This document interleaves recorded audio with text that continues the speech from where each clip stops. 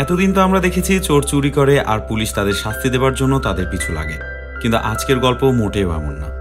এই গল্পে আপনারা উপভোগ করবেন চোর আর পুলিশের একসাথে চুরি করার দৃশ্য।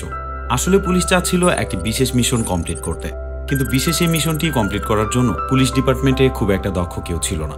ঠিক তখনই পুলিশ ডিপার্টমেন্ট বিশ্ববিখ্যাত এবং এক্সপার্ট চোরদেরই হায়ার করতে বাধ্য হয়, কারণ এখন তাদেরকে দিয়ে যে চুরিটা করা হবে তা মোটেও ছোটখাটো কোনো চুরি নয়। তাদের এবার বিশ্বের সবচেয়ে বড় মাফিয়া ডনের কাছ থেকে $500 মিলিয়ন স্বর্ণ চুরি করতে হবে। আপনারা কি মনে করছেন চুরির মিশনটি এর ভিতরেই সীমাবদ্ধ? তাহলে বলবো ভুল ভাবছেন, কারণ চোরগুলো এরপর প্ল্যান করতে থাকে তারা শুধুমাত্র স্বর্ণের বার নয়, বরং মাফিয়া ডন যে প্লেনে করে সেই স্বর্ণগুলো বহন করবে সেই প্লেনটাকেই তারা চুরি করে ফেলবে। তো বন্ধুরা, এই প্ল্যানিং এর মধ্যে দিয়ে আপনারা বুঝতে পারছেন যে আজকের মুভির গল্পটি কতটা ইন্টারেস্টিং হতে যাচ্ছে। তাই দেরি না করে চলুন গল্পের শুরু থেকেই এনজয় করা যাক। গল্পের শুরুতে আমরা ইটালিয়ান ভেনিস শহর দেখতে পারি। পাশাপাশি সেদিন এই শহরের নামকরা একটি মিউজিয়ামে দামি দামি পেইন্টিং নিলামে তোলা হয়। আর এই প্রোগ্রামেই আমরা প্রথমবারের মতো সাইরাসকে দেখতে পারি, যে ছিল এই মুভির মেইন ক্যারেক্টার। মুভির মেইন ক্যারেক্টার কথাটি শুনে হয়তো আপনারা মনে করছেন সে পুলিশ ডিপার্টমেন্টের কেউ হবে অথবা ধনী কোনো একজন ব্যবসায়ী। মোটেও তা নয়, সে আসলেও ছিল বিশ্ববিখ্যাত চোর। বড় বড় চুরি কমপ্লিট করার পরেও পুলিশ এখনো পর্যন্ত তাকে ধরতেও পারেনি। তো যাই হোক, এই সময় আমরা সাইরাসকে খুবই কনফিডেন্সিয়াল দেখতে পারি। বাকি সব ধনী ব্যক্তিদের মতোই সে এখানে এসে অংশগ্রহণ করে। এ সময় আমরা সাইরাসের পাশাপাশি তার গ্রুপের দুজন মেম্বারকেও দেখতে পারি। তাদের মধ্যে একটি মেয়ে সিকিউরিটি গার্ডদের মাঝে একই ড্রেস পরে মিশেছিল, অন্য আরেকজন ক্যানেলের মধ্যে স্পিডবোট নিয়ে রেডি ছিল। আর যা দেখে বোঝাই যাচ্ছিল সাইরাস অবশ্যই এখানে কিছু একটা করতে যাচ্ছে। তবে সাইরাসকে পুলিশ ডিপার্টমেন্ট দূর থেকেই সিসি ক্যামেরার মাধ্যমে লক্ষ্য করতে থাকে, কারণ কোনোভাবে পুলিশ ডিপার্টমেন্টও জেনে গেছে যে এখানে সাইরাস আসবে এবং কোনো একটা দুর্ঘটনা ঘটাবে। আর এই অনুষ্ঠানে শুধুমাত্র নর্মাল পেইন্টিং না, বরং ডিজিটাল পেইন্টিং এবং এনএফটিও নিলামে তোলা হয়েছে। এরপরে আমরা পৃথিবীর বিখ্যাত এনএফটি আর্টিস্ট N8কে দেখতে পারি। আমরা N8কে একটি মাস্ক পরে থাকতে দেখি। এই মাস্কেই ছিল 86টি ক্যামেরা। এই ক্যামেরাগুলো এমন অ্যাঙ্গেলে ডিজাইন করা হয়েছে যে কোনো মুহূর্তের লাইভ ফুটেজকে সরাসরি এনএফটিতে রূপান্তরিত করা সম্ভব। N8 মূলত এই মাস্কটিকেই এখানে নিলামে তুলেছে। এরপর সাইরাস অন্য সবার মতো নিলামে অংশগ্রহণ করে। এই দৃশ্যটি ইন্টারপোল অফিসার অ্যাবি দেখতে পেরে খুবই অবাক হয়ে যায়, কারণ সে ভাবতে থাকে অন্য সবার মতো সাইরাস এখানে কিভাবে অংশগ্রহণ করতে পারে। চুরি করা ছাড়া নিলামের মাধ্যমে কোনো পেইন্টিং কিনে নেওয়ার মতো প্রয়োজনীয়তা সাইরাসের কোনোভাবেই ছিল না। তো যাই হোক, ইন্টারপোল অফিসারগুলো সাইরাসের উপরে আরও কড়াভাবে নজরদারি করতে থাকে। সাইরাস এবার $20 মিলিয়ন পরিবর্তে N8 এর নিলামটি জিতে নেয়।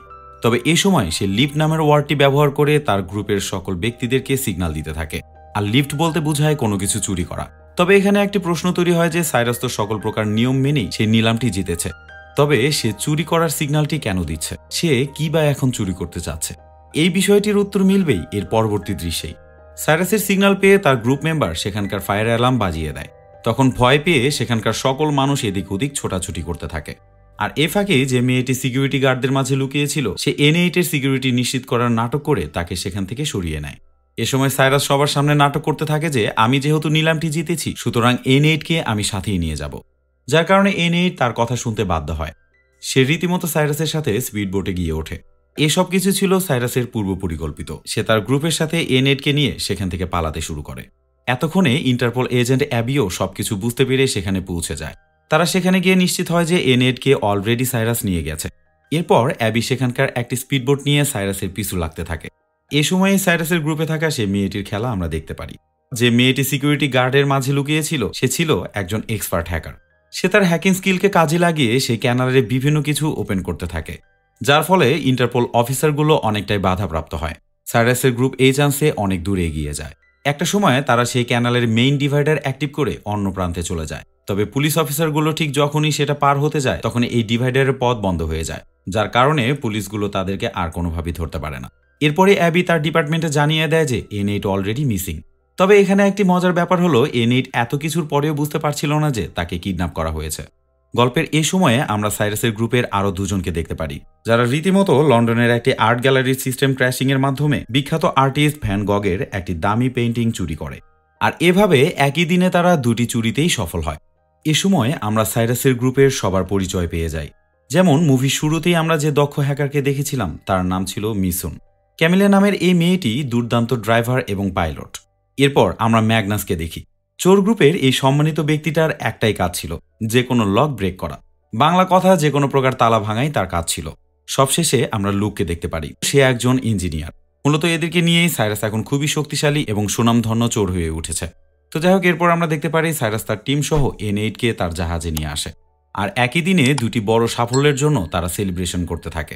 N8ও বোকার মতো তাদের সাথে সেলিব্রেট করতে থাকে, কারণ এখনো পর্যন্ত সে জানে না যে সাইরাস তাকেই চুরি করে নিয়ে এসেছে। তবে এরপর দিন N8 তার ফোনে একটি নিউজ আর্টিকেল দেখে জানতে পারে যে সে এখন নিজেই চুরি হয়ে গেছে। সেটা দেখে সে আরও ঘাটাঘাটি করে দেখতে পারে যে প্রত্যেকটা চ্যানেল তাকে নিয়ে নিউজ করছে, যেখানে বলা হচ্ছে N8 অলরেডি নিখোঁজ। এসব নিউজ দেখে সে রীতিমতো ভয় পেয়ে যায়, যার কারণে সে সঙ্গে সঙ্গে সাইরাসকে সবকিছু জিজ্ঞাসা করতে থাকে। সাইরাস তখন তাকে জানায় সে কোনোভাবেই তাকে কিডন্যাপ করে আনেনি। আসলে সাইরাস N8 এর আর্টের ভ্যালু বাড়ানোর জন্য এই কাজটি করেছে, ঠিক যেমনটা মোনালিসার পেইন্টিং এর সাথে হয়েছিল। আসলে মোনালিসার পেইন্টিংটা চুরি হওয়ার পরই এটার দাম বেড়ে গিয়েছিল, তাই সাইরাস চাচ্ছে ঠিক একইভাবে N8 এর পেইন্টিং এর দামও বাড়িয়ে নিতে। এখন শুধু N8 এর পেইন্টিং এর দামই বাড়বে না, তার পাশাপাশি N8 এর দামও বেড়ে যাবে। সাইরাসের এই পরিকল্পনাটি রীতিমতো কাজে লেগে যায়, কারণ N8 এর সেই NFTর দাম $20 মিলিয়ন থেকে 89 মিলিয়নে পৌঁছে গিয়েছে। আর সাইরাসের এই কথাগুলো শুনে N8ও খুশি হয়ে যায়, কারণ শিল্পের পাশাপাশি যে কোনো শিল্পীও চায় তার দাম বেড়ে যাক, যার কারণে তারা আবারও এই দিনটি সেলিব্রেট করতে থাকে। অন্যদিকে N8কে অপহরণ করার কারণে পুলিশ অফিসারদের উপরে বেশ চাপ পড়েছে। তারা এখনো পর্যন্ত সেদিনের সেই মিউজিয়ামের ফুটেজগুলো নিয়ে ঘাটাঘাটি করছে। এ সময় অ্যাবি একটি ব্যক্তিকে সন্দেহ করে বসে, যে ব্যক্তিটির নাম ছিল ডেন্টন। এ সময় বোঝা যায় যে ডেন্টন আসলেও সাইরাস গ্রুপেরই কেউ একজন, যার কারণে অ্যাবি সঙ্গে সঙ্গে ডেন্টনকে সেখানে গ্রেপ্তার করে নিয়ে আসে। অ্যাবি এ সময় ডেন্টনকে অনেক কিছু জিজ্ঞাসাবাদ করতে থাকে। হঠাৎ তার নামে সেখানে একটি পার্সেল চলে আসে। এ সময় অ্যাবি সেই গিফট বক্সটি খুলে ফেলে। বক্সটি খুলতেই সাইরাসের সাথে আমরা অ্যাবির অনেকগুলো ছবি দেখতে পারি। আসলে অ্যাবি আন্ডারকভারে ডিউটি করার সময় সাইরাসের সাথে এই ছবিগুলো উঠেছিল, আর এই বক্সের সকল কিছুই সেদিন তাকে পাঠানো হয়েছিল তাকে উত্তেজিত করার জন্য। এরপর অ্যাবি লন্ডনের ইন্টারপোল অফিসে চলে আসে। এখানে এসেই ইন্টারপোলের প্রধান এজেন্ট হাকজুলির সাথে অ্যাবির দেখা হয়। হাকজুলি তখন অ্যাবিকে বলে, আমি খুব ভালো করেই জানি যে সাইরাসের সাথে তোমার ভালো সম্পর্ক আছে। যে কথাটি শুনে অ্যাবি ভাবতে থাকে হয়তো হাকজুলি তাকে অনেক কটু কথা শোনাবে, কিন্তু হাকজুলি এবার অ্যাবিকে বলে সাইরাসকে ডেকে নিয়ে আসতে, কারণ তাদের হাতে একটি মিশন আছে। মূলত এই মিশনটি এই মুভির গল্পটাকে পুরো অন্য মাত্রায় নিয়ে গিয়েছে। তখন অ্যাবি প্রচণ্ড অবাক হয়ে যায়, এবার সাইরাসের মতো একজন চোরকে দিয়ে নাকি তাদেরই কাজ করে নিতে হবে। অ্যাবি তখন অবাক হয়ে হাকজুলিকে জিজ্ঞাসা করে কি এমন কাজের জন্য সাইরাসকে দরকার। হাকজুলি তখন অ্যাবিকে বলে, আমি মূলত একজন মাফিয়া ডনের সন্ধান পেয়েছি, যে মাফিয়া এখন কোটি কোটি ডলারের মালিক, আর এই ব্যক্তিটির নাম লার্স। তার কাছেরই কেউ একজন আমাকে তার সন্ধান দিয়েছে, এবং তার দেওয়া তথ্য অনুযায়ী সবকিছুই মিলে যায়। লার্স নামে এই মাফিয়া ডন প্রথমত একটি ব্যাংকের অফিসার ছিল। ব্যাংকার থাকাকালীন অবস্থাতেই সে বিভিন্ন মাফিয়া ডনের সাথে হাত মিলাতে শুরু করে, আর এই মাফিয়া ডনগুলোর মাধ্যমেই সে দিন দিন মিলিয়নার হয়ে ওঠে। সে প্রথমত অনেক শেয়ার কেনে, পরবর্তীতে সে শেয়ারের কম্পিটিটরদের ধ্বংস করে দেয়, আর এভাবে তার এগেনস্টে দাঁড়ানোর মতো আর কোনো শেয়ারই থাকে না, যার কারণে শেয়ার মার্কেটে কোনো প্রকার প্রতিযোগিতা না থাকায় রীতিমতো তার সকল শেয়ারের দাম রাতারাতি বেড়ে যায়। আর এর পিছনে সবচেয়ে বড় কালো অধ্যায় হচ্ছে তার এগেনস্টে যেই থাকুক না কেন তাকে হত্যা করে ফেলত। এভাবেই সে একটার পর একটা ক্রাইম করতে থাকে, সাধারণ একজন ব্যাংকার থেকে হয়ে ওঠে বিলিয়নার। এখন লার্স সম্পর্কে আমরা একটি তথ্য পেয়েছি, সেটি হলো সে এখন লিভায়াতান হ্যাকার গ্রুপের সাথে যোগাযোগ করছে। এই হ্যাকারগুলো এতটাই শক্তিশালী যে তারা যে কোনো সময় পুরো পৃথিবীটাকেও ধ্বংস করে দিতে পারে। লার্স এবার হয়তো এই হ্যাকিং টিমের সাথে এমন কোনো ডিল করছে যেটার জন্য পুরো পৃথিবী ক্ষতিগ্রস্ত হবে, আর সেই কাজের বিনিময়ে লিভায়াথান নামের এই হ্যাকার গ্রুপ লার্সের কাছ থেকে $500 মিলিয়ন স্বর্ণ দাবি করে বসেছে। তাই যে করেই হোক এবার আমাদের লার্সকে থামাতেই হবে। আমরা রিসেন্টলি তথ্য পেয়েছি যে সেই হ্যাকার গ্রুপের সাথে ডিল হওয়া $500 মিলিয়ন স্বর্ণ লার্স তার ভল্ট থেকে জুরিক শহরে ট্রান্সফার করতে যাচ্ছে। আর যে করেই হোক এই স্বর্ণের বারগুলো আমাদের সরাতেই হবে, কারণ তা না হলে এই স্বর্ণের পরিবর্তে লিভায়াথান গ্রুপ অর্থাৎ সেই হ্যাকার গ্রুপ পুরো পৃথিবীর কাছে হুমকির কারণ হয়ে দাঁড়াবে। আর এই স্বর্ণগুলো পুলিশ অফিসার কোনোভাবেই চুরি করতে পারবে না, কারণ সেই স্বর্ণের বারগুলো ছিল পুরোপুরি অথেন্টিক। আইন অনুসারে স্বর্ণের বারগুলোর মালিক লার্স নিজেই, যার কারণে স্বর্ণের বারগুলো চুরি করার জন্য সাইরাসের সহযোগিতা ছাড়া আর কোনো উপায়ই নেই। হাকজুলি এসব কিছু সুন্দর করে বিশ্লেষণ করার পরেও অ্যাবি কোনোভাবেই তার কথায় রাজি হয় না, কারণ সে কোনোভাবেই সাইরাসকে বিশ্বাস করে না। সে বলতে থাকে সাইরাস যদি এই সব কিছু চুরি করে নিয়ে যায় তখন কি হবে। অ্যাবির এমন কথা শুনে হাকজুলি বলে, সবকিছু আমি দেখে নেব, এখন আমাদের সামনে পথ একটাই, আর সেটা হচ্ছে সাইরাসের মাধ্যমে সেই স্বর্ণের বারগুলো সরিয়ে নেওয়া। তাই তোমার এখন প্রধান কাজ হচ্ছে সাইরাসকে রাজি করানো। হাকজুলির এসব কথা শুনে অ্যাবি এসব কিছু মানতে বাধ্য হয়, যার কারণে সে সাইরাসকে খোঁজার জন্য তার হোটেলে গিয়ে পৌঁছে। তবে অ্যাবিকে দেখে সাইরাস কোনোভাবে অবাক হয় না, এমনকি সে ভয়ও পায় না। তাকে দেখে যেন মনে হচ্ছিল সবকিছু সে আগে থেকেই বুঝতে পেরেছে। সাইরাস অ্যাবিকে একটি ড্রিঙ্কস অফার করে। আর অ্যাবিকে ভয় না পাওয়ার পিছনে আরেকটি কারণ হচ্ছে সাইরাস N8 এনএফটি তো টাকা দিয়ে কিনেছিল। এরপর তাদের মধ্যে কথোপকথন শুরু হয়। অ্যাবি তখন সাইরাসকে বলে, আমরা জানতে পেরেছি তুমি তোমার গ্রুপকে দিয়ে লন্ডন থেকে ভ্যান গগের পেইন্টিং চুরি করেছো। এই পেইন্টিং তোমরা যার কাছে বিক্রি করেছো তারাই আমাদেরকে বলে দিয়েছে। তাই চাইলে সেই ইনফরমেশন অনুযায়ী আমি তোমাকে অ্যারেস্ট করতে পারি। এই তথ্যগুলো যে পুলিশ অফিসাররা জানে সেটা সাইরাস জানতে পেরে অনেকটাই অবাক হয়ে যায়। সাইরাস তখন বলে, তুমি কি আসলেও আমাকে তাহলে অ্যারেস্ট করতে এসেছো? অ্যাবি জানায়, এর পরিবর্তে তোমার একটি কাজ করে দিতে হবে। এই কাজটি করতে পারলে তোমার শাস্তি মাফ করে দেওয়া হবে। সাইরাস তখন সেই কাজটি সম্পর্কে জানতে চায়। অ্যাবি জানায়, একটি মাফিয়া ডনের কাছ থেকে $500 মিলিয়ন স্বর্ণ চুরি করে আনতে হবে। এই কাজের জন্য ইন্টারপোলের প্রধান এজেন্ট তোমাকে হায়ার করতে চায়। কাজটি যদি তোমরা কমপ্লিট করতে পারো তাহলে তোমাদের সারা জীবনের ক্রিমিনাল রেকর্ড মুছে দেওয়া হবে। আর যদি কাজটা না করো অথবা কোনো প্রকার নড়চড় করো তাহলে ভ্যান গোগের পেইন্টিং চুরির অপরাধে তোমাকে ধরে নিয়ে যাওয়া হবে। আর এসব অফারের পরে সাইরাসের সঙ্গে সঙ্গে রাজি হয়ে যাওয়ার কথা ছিল, কিন্তু সত্যি বলতে সে রাজি হয় না। কারণ সে লার্সকে খুব ভালোভাবেই চেনে। লার্স নামের এই ব্যক্তিটি আসলেও সবার কাছে খুবই ভয়ঙ্কর। তবে এবি তাকে আবারও বোঝানোর চেষ্টা করে।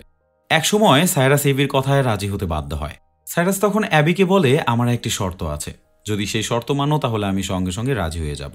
অ্যাবি সেই শর্ত জানতে চাইলে সাইরাস তাকে বলে, অবশ্যই এই মিশনের সময় আমাদের সাথে তোমাকে থাকতে হবে। অ্যাবি তখন কোনো উপায় না পেয়ে তার কথায় রাজি হয়ে যায়, কারণ তা না হলে তো সাইরাস আবার হাতছাড়া হয়ে যাবে। এরপর সাইরাস তার গ্রুপের সাথে এই বিষয়গুলো নিয়ে আলোচনা করতে থাকে। তার গ্রুপের সবাই এমন কাজের অফারে খুবই অবাক হয়ে যায়। একই তো পুলিশ নিজেই চুরি করার জন্য তাদেরকে হায়ার করেছে, তারপরে কিনা তাদের সাথে একটি পুলিশ নিয়েই এই চুরিতে নামতে হবে। তারা এই বিষয়টি নিয়ে খুব ভালোভাবে পর্যালোচনা করতে থাকে। একটা সময় সবাই মিলে ডিসিশন নেয় এই কাজটি তাদের করতেই হবে, কারণ এছাড়া তো সাইরাসের গ্রুপের জন্য আর কোনো উপায়ও ছিল না। তবে তাদের গ্রুপের মধ্যে ম্যাগনাস নামের এই ব্যক্তিটি অনেক খুশি হয়ে যায়, কারণ এতদিন তো তারা অনেক কিছুই চুরি করেছে, তবে এতগুলো স্বর্ণের বার একসাথে সে কখনোই চুরি করেনি। এরপর আমরা দেখতে পারি অ্যাবি সবাইকে নিয়ে সেই চুরির মিশনটি নিয়ে আলোচনা করতে থাকে। সে সবাইকে বলতে থাকে আজ থেকে 17 দিন পর সেই স্বর্ণের বারগুলো লন্ডন থেকে জুরিক শহরে নিয়ে যাওয়া হবে। প্রথমে এই স্বর্ণের বারগুলো কড়া গার্ডের মাধ্যমে ট্রাকে করে এয়ারপোর্ট পর্যন্ত পৌঁছানো হবে। এরপর সেই স্বর্ণগুলো যাত্রীবাহী প্লেনের ভিআইপি বেসমেন্টে রাখা হবে। আর এই প্লেনটির মাধ্যমেই এই স্বর্ণগুলোকে জুরিক শহরে ট্রান্সফার করা হবে। এখন তোমরা প্ল্যান করতে থাকো তোমরা কিভাবে এটা চুরি করবে। তবে যেখান থেকে চুরি করো তোমাদের একটা কথা মনে রাখতে হবে, আর সেটা হলো এই স্বর্ণের মালিক লার্স কোনোভাবেই যেন এই চুরি সম্পর্কে না জানতে পারে। যদি কোনোভাবে তার কাছে ধরা পড়ে যাও তাহলে তোমরা কেউই প্রাণে বাঁচতে পারবে না। তার হুকুমে নৃশংসভাবে মানুষকে হত্যা করা হয়। কারণ একদিন ইন্টারপোলের একজন অফিসার তার কোনো এক লোককে ধরে নিয়ে যায়। অন্যদিকে তারই গ্রুপের একজন ব্যক্তি সেই ইন্টারপোল অফিসারকে আটক করে ফেলে। এরপর লার্স এই সংবাদটি শোনার সঙ্গে সঙ্গে তার কর্মীকে হুকুম করে সে যেন সেই ইন্টারপোল অফিসারকে মেরে কুকুরকে দিয়ে খাইয়ে দেয়। এই দৃশ্যের মধ্যে দিয়ে বোঝা যাচ্ছিল লার্স কতটা ভয়ানক, যার জন্য খুব সহজেই বলা যেতে পারে সাইরাস সহ তার গ্রুপের জন্য এই মিশনটি খুবই ভয়ানক হতে যাচ্ছে। এরপর থেকে তারা সবাই প্ল্যান করতে শুরু করে যে কিভাবে তারা এই চুরিটি কমপ্লিট করবে। কিন্তু অন্যদিকে আমরা সাইরাসকে শুয়ে শুয়ে গান শুনতে দেখি। অ্যাবি তখন তার কাছে এসে বলে, তোমার গ্রুপের সবাই চুরির প্ল্যান করতে করতে একদম নাজেহাল, আর তুমি কিনা এখানে শুয়ে শুয়ে গান শুনছো। সাইরাস তখন তাকে বলে তার প্ল্যানিংয়ের সাথে অন্য কারো প্ল্যানিং কখনোই এক হবে না, কারণ এই মিশনটি আমাদের জীবনের যত মিশন ছিল সবগুলো মিশন থেকে একদমই আলাদা। তাই এই মিশনের সবকিছুই আমাকে একটু অন্যভাবে ভাবতে হবে। এত বড় মিশনের জন্য সাধারণ প্ল্যান করলে আমরা কোনোভাবেই সফল হতে পারবো না। এরপরই সে তার কুখ্যাত সে প্ল্যান সম্পর্কে বলতে থাকে, যেটা শুনে রীতিমতো সবাই অবাক হয়ে যায়। কারণ এখন সে শুধুমাত্র সেই স্বর্ণের বারগুলো চুরি করবে না, সে চুরি করবে আস্ত সেই প্লেনটাকেই, যে প্লেনে করে সেই স্বর্ণের বারগুলো 17 দিন পর লন্ডন থেকে জুরিক শহরে নিয়ে যাওয়া হবে। সে তার গ্রুপকে বলে এই কাজটি কমপ্লিট করার জন্য আমাদের অবশ্যই একটি জেটের দরকার হবে। এই জেটটি নিয়ে আমরা সোজা চলে যাব সেই প্লেনের কাছে। পাশাপাশি রাডারও হ্যাক করে নিতে হবে, যেন কোনোভাবে সেই প্লেনের পাইলটের সাথে কেউই যোগাযোগ করতে না পারে। এই সুযোগেই ভুলভাল সিগন্যালের মাধ্যমে এই প্লেনটিকে আমরা অন্যদিকে নিয়ে যাব। অন্যদিকে আমরা জুরিকের উদ্দেশ্যে একটি ড্রোন পাঠিয়ে দেব। এই ড্রোনটিকেই তারা প্লেন বলে মনে করবে, যার কারণে তারা উত্তেজিত না হয়ে এটা ল্যান্ড করা পর্যন্ত অপেক্ষা করবে। এই সুযোগেই আমরা বিমানে প্রবেশ করে সেই স্বর্ণগুলো নিয়ে নেব। যেহেতু সাইরাসের এই প্ল্যান কমপ্লিট করার জন্য সবার প্রথমে দরকার ছিল একটি প্রাইভেট জেট, সেহেতু সে প্রাইভেট জেটের জন্য তারা সবাই মেলসন নামের একজন ব্যক্তির কাছে যায়। আর এই ব্যক্তিটি খুব অল্প বয়সেই মিলিয়নার। মূলত কোটি কোটি ডলার খরচ করে মেলসন তার পছন্দের জিনিসগুলো স্টোর করত।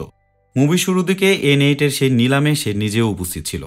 তো যাই হোক, কথোপকথনের এক পর্যায়ে মেলসন সবাইকে বলতে থাকে, আমার এই জেটটিতে এমন কিছু প্রোগ্রাম আছে যার কারণে এটা আকাশে ওড়ানো একদমই নিষেধ। তারপরেও এই জেটকে নিয়ে আমি ফ্লাই করি। এই কথা বলতে না বলতে অ্যাবি সঙ্গে সঙ্গে তাকে বলে, তুমি একজন পুলিশের সামনে তোমার ইল্লিগ্যাল সেই প্রাইভেট জেটের কথা বলছো? আমি এই কারণে তোমাকে এখনই অ্যারেস্ট করতে পারি। তবে মেলসন সাইরাসের সাথে পুলিশকে দেখে খুবই অবাক হয়ে যায়। সে ভাবতে থাকে এত বড় নাম করা চোরের সাথে পুলিশ আসলো কিভাবে। তো যাই হোক, এ সময় মেলসন এবির সাথে কথা বলতে থাকে। এবি তখন মেলসনকে বলে, এই অপরাধ সম্পর্কে আমি কাউকে কিছুই বলবো না। বিনিময়ে তোমার এই প্রাইভেট জেট একদিনের জন্য হলেও আমাদেরকে দিতে হবে। মেলসন আর কোনো উপায় না দেখে সঙ্গে সঙ্গে এবির কথায় রাজি হয়ে যায়। সেখানে ঢুকে সে সেখানকার সকল অপশনই তাদেরকে দেখাতে থাকে। সে সবাইকে তখন বলতে থাকে এই জেটের একটি দারুণ ফিচার্স আছে, যে ফিচার্সের মাধ্যমে এই জেটের নিচের অংশ দিয়ে অনেক বড় বড় আর্টিকেল লেখা যায়, আর এই আর্টিকেলগুলো অনেক দূর থেকেই পড়া যায়। পাশাপাশি এই ডিসপ্লেটির জন্য জেটটিকে অনেক স্মার্ট মনে হয়। সব কথা শেষে তারা সেই জেটটিকে মেলসনের কাছ থেকে নিজের গ্যারেজে নিয়ে আসে। এরপরই শুরু হয় তাদের নিজ নিজ কাজের প্রস্তুতি। আমরা দেখতে পারি ডেলটন তার ছদ্মবেশ নিয়ে ব্যস্ত হয়ে পড়েছে, কারণ তাকে সেই বিমানে বিশেষ একটি রোল প্লে করতে হবে। ক্যামিলা সেই জেট ফ্লাই করার জন্য প্র্যাকটিস করে যাচ্ছে। অন্যদিকে ম্যাগনাস অনবরত লক ব্রেক করার প্র্যাকটিস করে যাচ্ছে, কারণ এবার তাকে একটি বিশেষ লক খুলতে হবে। অন্যদিকে আমরা দেখতে পারি লুক তার ইঞ্জিনিয়ারিং দক্ষতার মাধ্যমে স্টিলের পাত দিয়ে বিশেষ কিছু তৈরি করার জন্য ব্যস্ত হয়ে পড়েছে, যেটার মাধ্যমে তারা N8 এর সেই মাস্ক বিশেষ একটি কারণে জেটের ওপরে ইনস্টল করে দেবে। এরপরই মিসুন নামের সেই হ্যাকার মেয়েটি সাইরাস এবং অ্যাবিকে কাছে ডেকে নেয়। সে তাদেরকে বলে, প্লেনটিকে অন্য পথে নিয়ে যাবার সময় আমি আমার তৈরিকৃত ডিভাইসের মাধ্যমে রাডারের সাথে প্লেনটির সংযোগ বিচ্ছিন্ন করে দিতে পারবো। তবে এটা কমপ্লিট করার জন্য কিছু সমস্যা দেখা দিতে পারে। প্রথম সমস্যা হলো এই কাজটি সম্পন্ন করতে অনেক সময় লেগে যাবে। এর পাশাপাশি আরেকটি সমস্যা হলো এই কাজের জন্য প্লেনের এয়ার কন্ট্রোল অফিসে অবশ্যই আমাদের একটি লোক থাকা দরকার, যে কিনা রীতিমতো সেখান থেকে আমাদেরকে সহযোগিতা করতে পারবে। এয়ার কন্ট্রোল অফিস থেকে সহযোগিতা পাওয়ার জন্য তারা একটি ব্যক্তির সাথে দেখা করতে যায়। সে ব্যক্তিটির নাম হ্যারি। হ্যারি প্রথমত তাদের কথায় কোনোভাবে রাজি হয় না, কারণ সে ভাবতে থাকে এই মিশনের সাথে জড়িত হলে তাকে বিপদে পড়তে হতে পারে। তারপরেও সাইরাস এবং অ্যাবি তাকে নানাভাবে বোঝানোর চেষ্টা করে।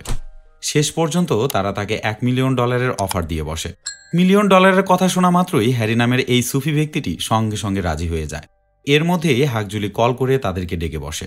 হাকজুলি তখন তাদেরকে বলে, আমরা জানতাম আগামী 17 দিনের মধ্যে লার্স তার স্বর্ণবারগুলো ট্রান্সফার করবে, কিন্তু সে কোনোভাবে আমাদের প্ল্যানটা জেনে গেছে, যার কারণে সে দ্রুত এই স্বর্ণবারগুলো ট্রান্সফার করার চেষ্টা করছে। কোনো এক সূত্রে আমরা জানতে পেরেছি আগামী 10 দিনের মধ্যে এই স্বর্ণবারগুলো সে ট্রান্সফার করবে। এ কারণে আমাদের টাইমও শর্ট হয়ে গেল। এখন তোমরা যে কোনোভাবেই হোক নিজেদেরকে 10 দিনের মধ্যে তৈরি করে ফেলো। হাকজুলির এই কথাগুলো সাইরাসের খুব একটা ভালো লাগছিল না, কারণ তার কথা বলার ধরন কোনোভাবেই ভালো ছিল না। সাইরাস পারলে তো এখনই তাকে না করে দেয়, কিন্তু অ্যাবির মুখের দিকে তাকিয়ে সে সবকিছুই মেনে নেয়। এরপর তারা আবারও সেই গ্যারাজে ফিরে আসে। সে সময় টিভিতে একটি ভয়ঙ্কর নিউজ দেখানো হচ্ছিল। লার্স নামের এই মাফিয়া ডনটি সেই হ্যাকার টিমের মাধ্যমে শহরের পানির পাইপগুলো ব্লাস্ট করে দিচ্ছিল, আর এর মাধ্যমে শহরের অনেক ব্যক্তি মারা যাচ্ছিল। এ সময় সাইরাস সবার উদ্দেশ্যে বলতে থাকে, আমাদের কাজ আরও দ্রুত কমপ্লিট করতে হবে, কারণ এখন আর 17 দিন না, বরং আমাদের হাতে আর 10 দিন সময় আছে। সাইরাসের এই কথা শুনে সবাই আবার যার যার কাজে লেগে পড়ে। আমরা দেখতে পারি হ্যাকার মিসুন অলরেডি তার সেই ডিভাইস তৈরি করে ফেলেছে, যে ডিভাইসের মাধ্যমে রাডারের সাথে প্লেনটির সংযোগ পুরোপুরি বিচ্ছিন্ন করা হবে। তবে মিসুন তার ডিভাইসটি খণ্ড খণ্ড করে বিভিন্ন জিনিসের মধ্যে রেখে দিতে থাকে। পাশাপাশি আমরা দেখতে পারি সে জেটটিকে পুরোপুরি স্টিল দিয়ে মুড়িয়ে দেওয়া হচ্ছে। এমনকি এই জেটের উপরে N8 এর মাস্কের প্রত্যেকটা ক্যামেরা ইনস্টল করে দেওয়া হয়, আর এভাবে যে যার কাজ শেষবারের মতো রিচেক দিতে থাকে। শেষমেশ প্রতীক্ষিত সেই দিনটি চলে আসে। আজকেই ঘটতে যাচ্ছে সেই ঐতিহাসিক চুরি। এরপরে আমরা দেখতে পারি যে যার যার মতো সেই প্লেনে উঠে বসে, তবে একসাথে নয়, তারা বিভিন্ন জায়গাতে সিট প্ল্যান করেছিল। এর পিছনে কারণ হচ্ছে তারা যে একসাথে কোনো মিশনে গেছে এটা যেন কেউই বুঝতে না পারে। এর মধ্যেই সাইরাসের কাছে লুকের একটি কল চলে আসে। লুক তখন সাইরাসকে বলে সে কোনোভাবে এই মিশনের সাথে থাকতে পারবে না, কারণ লুক মনে করছে এই মিশনটি অনেক বেশি রিস্কি। লুকের এমন আজগুবি ডিসিশনের কথা শুনে অ্যাবি অনেক বেশি ভয় পেয়ে যায়, কারণ লুকের কাছেও সেই হ্যাকিং ডিভাইসের একটি অংশ ছিল। লুক যদি না আসে তাহলে সেই হ্যাকিং ডিভাইসটি দিয়ে তারা কিভাবে কাজ করবে। তাদের মিশন আরও বেশি কঠিন লেভেলে চলে যায়, কারণ হ্যাকিং এই ডিভাইসটি দিয়ে কাজ করতে চাইলে এই ডিভাইসটিকে প্লেনের এক পাশে গিয়ে অ্যাসেম্বল করে নিয়ে অন্য পাশে গিয়ে অ্যাক্টিভ করতে হবে, যেটা তাদের জন্য অনেক বড় একটি চ্যালেঞ্জ হয়ে দাঁড়ায়। অ্যাবি সবকিছু জানতে পেরে সেই সব দায়িত্ব নিজের কাঁধে নিয়ে নেয়। এ সময় সাইরাস সবাইকে সাবধান করতে থাকে, কারণ তারা যে প্লেনে বসে আছে এই একই প্লেনে লার্সের লোকজনও ছড়িয়ে ছিটিয়ে আছে। সে বলতে থাকে, অবশ্যই তোমরা সবাই খুব সাবধান থাকবে, কোনোভাবেই তোমরা যেন লার্সের লোকজনের কাছে ধরা না পড়ে যাও। অন্যদিকে আমরা দেখতে পারি ক্যামিলা তার জেট নিয়ে রেডি হয়ে গেছে। সে তখন তার ক্যামেরাগুলো চেক করতে থাকে। ক্যামেরা সহ সবকিছু চেক করার পর সে রীতিমতো স্বর্ণবার রাখা সেই প্লেনের দিকে রওনা হয়। এরপর প্লেনটি যখন স্থির লেভেলে পৌঁছে যায় তখন সবাইকে সিট বেল্ট খোলার পারমিশন দেওয়া হয়। এ সময় মিশন এবং ম্যাগনাস তাদের কাছে থাকা সেই হ্যাকিং ডিভাইসের পার্টসগুলো টয়লেটে রেখে আসে। এরপর অ্যাবি সেই ডিভাইসটা অ্যাসেম্বল করার জন্য সেই টয়লেটে ঢুকে পড়ে। অ্যাসেম্বল কমপ্লিট হয়ে গেলে সেই ডিভাইসটি নিয়ে সে আবারও পিছনের টয়লেটে চলে যায়। এ সময় সে ডিভাইসটি নির্দিষ্ট একটি জায়গায় সে রাখতে গিয়ে ডিভাইসটি উপর থেকে নিচে পড়ে সেখানেই ভেঙে যায়। কিন্তু এর মধ্যে ক্যামিলা অলরেডি তার জেটটিকে সেই প্লেনের সাথে লিঙ্ক করে দিয়েছে। যেহেতু সেই ডিভাইসটি ভেঙে গেছে, যার কারণে কন্ট্রোল রুম থেকে দুটি প্লেন একসাথে দেখাতে থাকে, যেটা দেখে কন্ট্রোল রুমের একজন ব্যক্তি এই বিষয়টি সম্পর্কে সিনিয়রদের জানানোর কথা বলতে থাকে। আর এই অফিসেই ছিল হ্যারি, যাকে হায়ার করা হয়েছিল এখানে যদি কোনো সমস্যা হয় সে যেন সঙ্গে সঙ্গে এগুলো কন্ট্রোল করে নিতে পারে। হ্যারি তখন সেই মহিলাকে কোনো রকম ভাবে ব্রেন ওয়াশ করে দেয়। সেই মহিলাটিকে বোঝায়, আমি যেহেতু আছি সবকিছু আমি সামলে নেব। এ সময় সাইরাস অনেকটাই টেনশনে পড়ে যায়, কারণ নির্দিষ্ট সময়ের মধ্যে অ্যাবি ফিরে আসেনি। তাই অ্যাবিকে খোঁজার জন্য সে ওয়াশরুমে ঢুকে পড়ে। ভেতরে ঢুকে সে দেখতে পারে সেই ডিভাইসটি ভেঙে পড়ে আছে, আর এই ডিভাইসটি ভেঙে গেছে বলে অ্যাবি রীতিমতো পাগলের মতো ছটফট করতে থাকে, যার কারণে সাইরাস তাকে প্রথমত শান্ত করার চেষ্টা করে। এরপর তারা দুজনে মিলে আবারও সেই ডিভাইসটি ঠিক করার চেষ্টা করে। এর মধ্যে দিয়ে অনেকটা সময় পার হয়ে যায়। তবে লার্সের একটা কর্মী তাদেরকে সন্দেহ করে বসে, কারণ তারা প্রথমত দুজনে মিলে ওয়াশরুমে ছিল, দ্বিতীয়ত তারা অনেক সময় সেখানে কাটিয়ে দিচ্ছিল। যার কারণে এই বিষয়টা ইনভেস্টিগেট করার জন্য লার্সের গ্রুপের একজন সেই ওয়াশরুমের সামনে চলে আসে। এ সময় সেই ব্যক্তি ওয়াশরুমে সেই দরজার সামনে এসে কড়া নাড়তে থাকে। সাইরাস এবং অ্যাবি বুঝতে পারে তারা এখন বিপদে পড়তে যাচ্ছে, যার কারণে তারা ভিতরে অভিনয় করতে শুরু করে, যেন বাইরে থেকে সে ব্যক্তি মনে করে তারা দুজন মিলে ভিতরে ঘনিষ্ঠ সময় কাটাচ্ছে।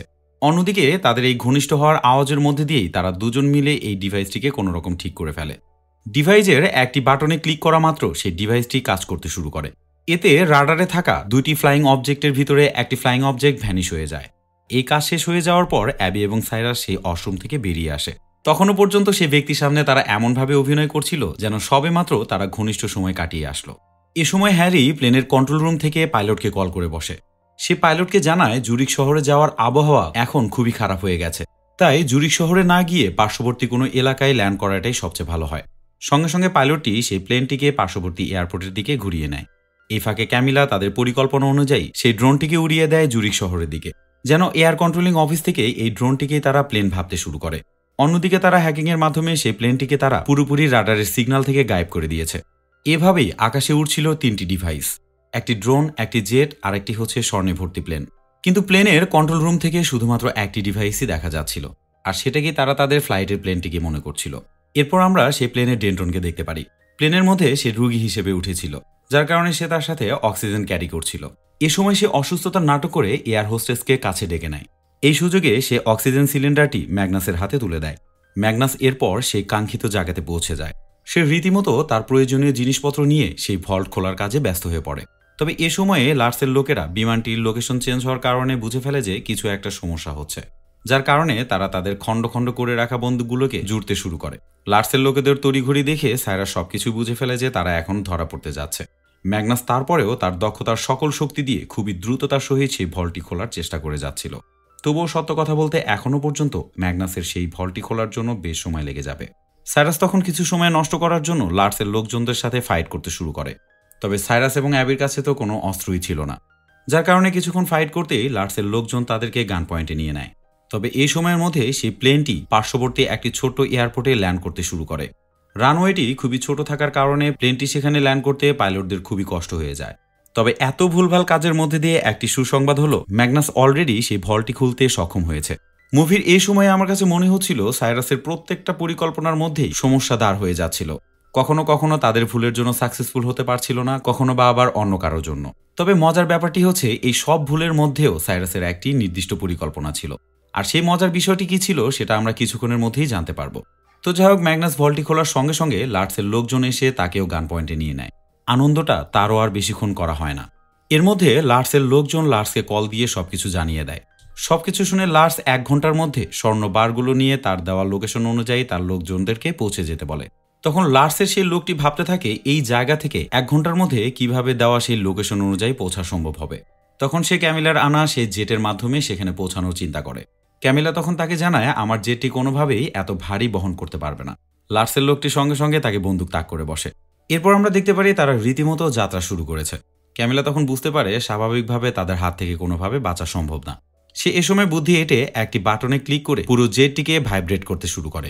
আর এই সিগন্যালের মাধ্যমে অ্যাবি এবং সাইরাস বুঝে ফেলে যে ক্যামিলা কিছু একটা করতে চাচ্ছে, যার কারণে তারা রীতিমতো সিট বেল্ট বেঁধে নেয়।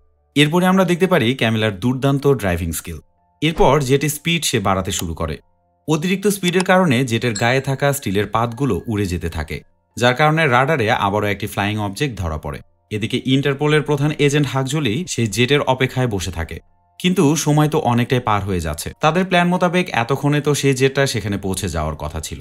এ সময় একটি ব্যক্তি সেখানে এসে তাকে জানায় যে লার্সের দেওয়ার লোকেশন অনুযায়ী সেই জেটটি রওনা হয়েছে, যে জেটটি এখানে ল্যান্ড করানোর কথা ছিল। যার কারণে হাকজুলি একটু দেরি না করে স্পেশাল ফোর্স সেই জেটের দিকে পাঠিয়ে দেয়। এমনকি সে তাকে বলে দেয় যে সেই জেটের কাছ থেকে যদি স্পেশাল কোনো সিগন্যাল না আসে তাহলে সেই জেটটিকে যেন সঙ্গে সঙ্গে ধ্বংস করে দেওয়া হয়। কিন্তু জেটের ভিতরে দৃশ্যটা তো ছিল একদমই অন্যরকম, কারণ গান পয়েন্টে তারা কোনোভাবেই সেই স্পেশাল ফোর্সের সাথে যোগাযোগ করতে পারছিল না। এ সময় সাইরাস লার্সের সেই ব্যক্তিটির সাথে ফাইট করে। পাশাপাশি সে জেটের ডিসপ্লেতে লিখে দেয় যে তারা এখন বন্দী অবস্থায় আছে। এই ডিসপ্লেটির লেখা দেখানোর জন্য ক্যামিলা সেই জেটটিকে উল্টিয়ে সেই স্পেশাল ফোর্সের দিকে ধরে, যেটা দেখে স্পেশাল ফোর্স সবকিছুই বুঝতে পারে। যার কারণে তারা এবার সেই জেটটিকে ধ্বংস না করে সেখান থেকে চলে যায়। জেটের ভিতরে তখনও পর্যন্ত তুমুল লড়াই হচ্ছিল।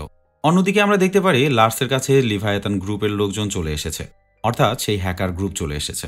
তারা এসে বলে আমাদের $500 মিলিয়ন সেই স্বর্ণ কোথায়।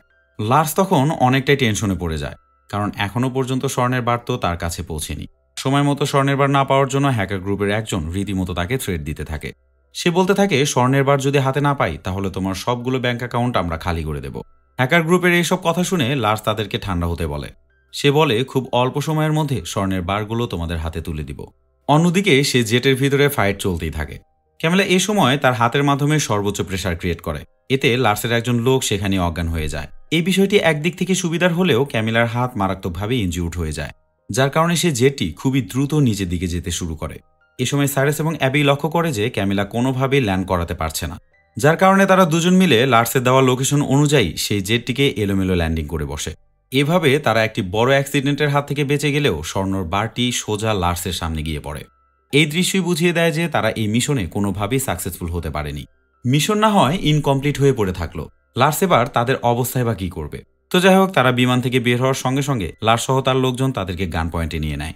এমন উত্তেজিত মুহূর্তের মধ্যে দিয়ে সাইরাস লক্ষ্য করে যে সেই বিমানটিতে এখনো পর্যন্ত একটি ক্যামেরা রয়ে গেছে। সাইরাস তখন তাদের বিশেষ কোনো কোডের মাধ্যমে ডেন্টন এবং মিসুনকে কিছু একটা বলতে থাকে। এ সময় লিভায়াতান হ্যাকার গ্রুপের একজন এসে লার্সের সাথে কথা বলতে থাকে, কারণ তারাও এতক্ষণে জেনে গেছে যে সাইরাসের সাথে ইন্টারপোল অফিসার আছে, যার কারণে তারা এই কাজটি আর করতে চাচ্ছে না। যেটা শুনে লার্স তার উপর প্রচণ্ড ক্ষেপে যায়। এরপর লার্স তাকে নৃশংসভাবে প্রথমে পায়ে এবং পরবর্তীতে মাথায় গুলি করে সেখানে মেরে ফেলে। লার্স তখন সবাইকে বলতে থাকে তোমাদের মধ্যে ইন্টারপোল অফিসারকে। সাইরাস বলে আমি, আর আমার সাথে যারা আছে সবাই ভিকটিম, তাই আমি চাই আমি ছাড়া সবাইকে ছেড়ে দেওয়া হোক। এ সময় লার্স তাকে গুলি করতে যাচ্ছিল, কিন্তু এতক্ষণে পুলিশ সেখানে চলে এসেছে, যার কারণে লার্স সাইরাসকে আর গুলি করতে পারে না। পুলিশ সেখানে উপস্থিত হওয়ার পর লার্স রীতিমতো নাটক করতে শুরু করে। সে পুলিশদের বলতে থাকে সবাই আমার বাসাতে আমাকে অ্যাটাক করতে এসেছে, যার কারণে আমি নিজেই নিজেকে প্রোটেক্ট করছিলাম। এই কথাগুলো শুনে সাইরাস মিষ্টি হাসতে থাকে। সে বলতে থাকে আমি জানতাম যে এই ধরনের কিছু একটা হবে, যার কারণে সে জেটের গায়ে থাকা ক্যামেরাটিকে মিসুনকে দিয়ে সে হ্যাক করিয়েছিল। আর এই তথ্যই সে তখন বিশেষ কোডের মাধ্যমে মিসুন এবং ডেন্ডনকে পাঠিয়ে দিয়েছিল, যেন তারা এই ক্যামেরাটিকে কানেক্ট করে নেয়। এমনকি এই ক্যামেরার মাধ্যমে সামনে হওয়া সকল ফুটেজই রেকর্ড করতে থাকে। এরপর সেই ক্যামেরা হওয়া রেকর্ডিংগুলো সাইরাস এই জেটের মনিটরে প্লে করতে বলে। সেখানে স্পষ্ট দেখা যায় লার্স সেই হ্যাকার গ্রুপের একজনকে গুলি করে মেরে ফেলছে। পাশাপাশি সেখানে হওয়া সকল ঘটনার রেকর্ডিংই সেখানে প্লে হতে থাকে, যেটা দেখে সেখানকার পুলিশেরা সঙ্গে সঙ্গে লার্সকে অ্যারেস্ট করে ফেলে। অন্যদিকে অ্যাবি হাকজুলির উপর প্রচণ্ড রেগে যায়, কারণ হাকজুলি তাদেরকে মেরে ফেলার জন্য স্পেশাল ফোর্স পাঠিয়েছিল। যার কারণে অ্যাবি এবার হাকজুলিকে ঘুষি মেরে সেই চাকরিটি সঙ্গে সঙ্গে ছেড়ে দেয়। অ্যাবি এবার সোজা সাইরাসের গ্রুপে গিয়ে যোগ দেয়, মানে এখন সে ইন্টারন্যাশনাল স্পেশাল পুলিশ এজেন্ট থেকে চোর হয়ে গেল। তবে এখানে একটি প্রশ্ন থেকে যায়, সাইরাসের মতো একটি বিখ্যাত চোর এমন একটি বিশাল মিশন কমপ্লিট করার পরে মুরগির ডিম নিয়ে বাসায় ফিরবে? মোটেও না। মুভির গল্প তো এখানেই পাল্টে যায়। মানে আমরা এতক্ষণ যা কিছু দেখেছি তার অধিকাংশই ভুল ছিল। চোখের অগোচরেও অনেক কিছু ঘটে গেছে, যা আমরা এই মিশন শেষ হওয়ার 7 দিন পরে জানতে পারি, ঠিক যেদিন সাইরাস অ্যাবিকে নিয়ে তার গ্রুপের সাথে দেখা করতে যাচ্ছিল। এ সময় সে অ্যাবিকে সেদিনের মিশন সম্পর্কে অনেক কিছুই বলতে থাকে, যা অ্যাবি এখনো পর্যন্ত জানত না। সে অ্যাবিকে বলে সেদিনের মিশনের সবকিছুই আমার পূর্ব পরিকল্পিত। আমি যেমনটা চেয়েছিলাম ঠিক সেভাবেই আমার মিশন কমপ্লিট করেছি। আসলেও যে স্বর্ণবারগুলো লার্সের সামনে গিয়ে পড়েছিল সেগুলো স্বর্ণবার ছিল না, মূলত সেগুলো আয়রন দিয়ে তৈরি করা ছিল। আসলেও সেদিন ম্যাগনাস তার কাজ কমপ্লিট করেছিল। ভলটি খোলার সঙ্গে সঙ্গে সত্যিকারের স্বর্ণগুলো সে সঙ্গে সঙ্গে প্যারাশুটের মাধ্যমে নিচে ফেলে দিয়েছিল। এই কাজের জন্য যেটুকু সময় দরকার ছিল সেটা আমি লার্সের লোকজনদের সাথে ফাইট করে বের করেছিলাম। অন্যদিকে তুমি জানতে লুক আমাদেরকে ছেড়ে চলে গেছে, কিন্তু এটা পুরোপুরি মিথ্যা ছিল, কারণ তার দায়িত্ব যেটা ছিল সেটা হলো স্বর্ণের বারগুলোকে ঠিকঠাক জায়গাতে ল্যান্ড করানো। এই প্ল্যানিংটির মাধ্যমে লার্সের লোকজনগুলো কোনোভাবে বুঝতে পারেনি যে কোন দিক দিয়ে কি হয়ে গেল। এই সময় সাইরাসের মুখের কথাগুলো শুনে অ্যাবি রীতিমতো অবাক হয়ে যায়, কারণ অ্যাবি জানতো সাইরাস অনেক বুদ্ধিমান একটি চোর, কিন্তু সে যে এতটাই বুদ্ধিমান কল্পনাতেও সে কখনো ভাবতে পারেনি। এরপরে দেখা যায় তারা গ্রুপের সবাই একত্রিত হয়েছে, পাশাপাশি সেই সময় সবাইকে হাসি খুশি দেখাচ্ছিল। শেষমেশ তারা অ্যাবির হাতেই সেই কন্ট্রোলারটি দিয়ে পানির নিচ থেকে স্বর্ণের বারগুলো উপরে ভাসিয়ে নেয়। আর এই সুন্দর দৃশ্যের মধ্যে দিয়ে আজকের আমার এই পছন্দের মুভির গল্পটি শেষ হয়ে যায়।